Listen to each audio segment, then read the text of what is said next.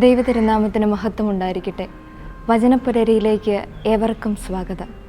ഇന്നത്തെ ചിന്തയ്ക്കായിട്ട് 1 കൊരിന്തോസ് 2-ാം അധ്യായം അതിലെ 9-10 തിരുവചനങ്ങൾ. എഴുതപ്പെട്ടിരിക്കുന്നത് പോലെ ദൈവം തന്നെ സ്നേഹിക്കുന്നവർക്കായി സജ്ജീകരിക്കുന്നവ കണ്ണുകൾ കാണുകയോ ചെവികൾ കേൾക്കുകയോ മനുഷ്യ മനസ്സ് ഗ്രഹിക്കുകയോ ചെയ്തിട്ടില്ല. എന്നാൽ നമുക്ക് ദൈവം അതെല്ലാം ആത്മാവ് മുഖേന വെളിപ്പെടുത്തി തന്നിരിക്കുന്നു. എന്തെന്നാൽ ആത്മാവ് എല്ലാ കാര്യങ്ങളിലും ദൈവത്തിൻ്റെ നിഗൂഢ രഹസ്യങ്ങൾ പോലും അന്വേഷിച്ച് കണ്ടെത്തുന്നു. പ്രിയമുള്ളവരെ, എനിക്കും നിങ്ങൾക്കും ഉണ്ടാകുന്ന ഒരു വലിയ പ്രതിസന്ധിയാണ് ദൈവഹിതം എന്തെന്ന് തിരിച്ചറിയാൻ പറ്റാത്ത ഒരവസ്ഥ.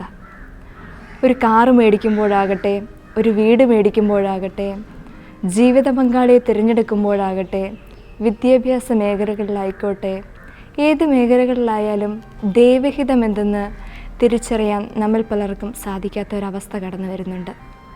പ്രിയമുള്ളവരെ, ദൈവഹിതം എന്തെന്ന് നമുക്ക് തന്നെ തിരിച്ചറിയാൻ സാധിക്കും.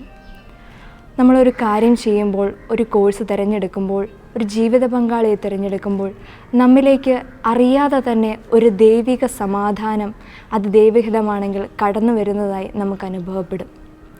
പ്രിയമുള്ളവരെ, നമ്മുടെ ദൈവം സമാധാനത്തിൻ്റെ ദൈവമാണ്.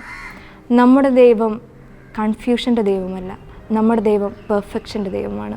പ്രിയമുള്ളവരെ, 2 കാര്യങ്ങളിലൂടെയാണ് ദൈവം എന്താഗ്രഹിക്കുന്നു, ദൈവത്തിൻ്റെ ഹിതം എന്തെന്ന് നമുക്ക് തിരിച്ചറിയുവാനായി സാധിക്കുന്നത്. ഒന്നാമതായി, ആ കാര്യം നാം ചെയ്യുമ്പോൾ ദൈവികമായ ഒരു സമാധാനം നമ്മുടെ ഹൃദയത്തിലേക്ക് വരികയാണെങ്കിൽ അത് ദൈവഹിതമാണ്.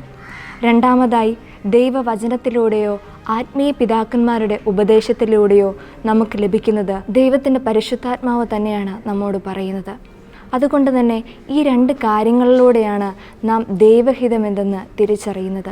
ഇന്നത്തെ ദിവസം ദൈവഹിതത്തിന് പൂർണ്ണമായി വിധേയപ്പെട്ടുകൊണ്ട് പരിശുദ്ധാത്മാവിന് കീഴ്വഴങ്ങി ദൈവത്തിന് ഇഷ്ടമായ രീതിയിൽ എൻ്റെയും നിങ്ങളുടെയും ജീവിതം ക്രമീകരിക്കുവാൻ എനിക്ക് നിങ്ങൾക്കും സാധിക്കട്ടെ എന്ന് ആശംസിച്ചുകൊണ്ടും പ്രാർത്ഥിച്ചുകൊണ്ടും നിങ്ങളെല്ലാവരെയും ദൈവം സമൃദ്ധമായി അനുഗ്രഹിക്കട്ടെ.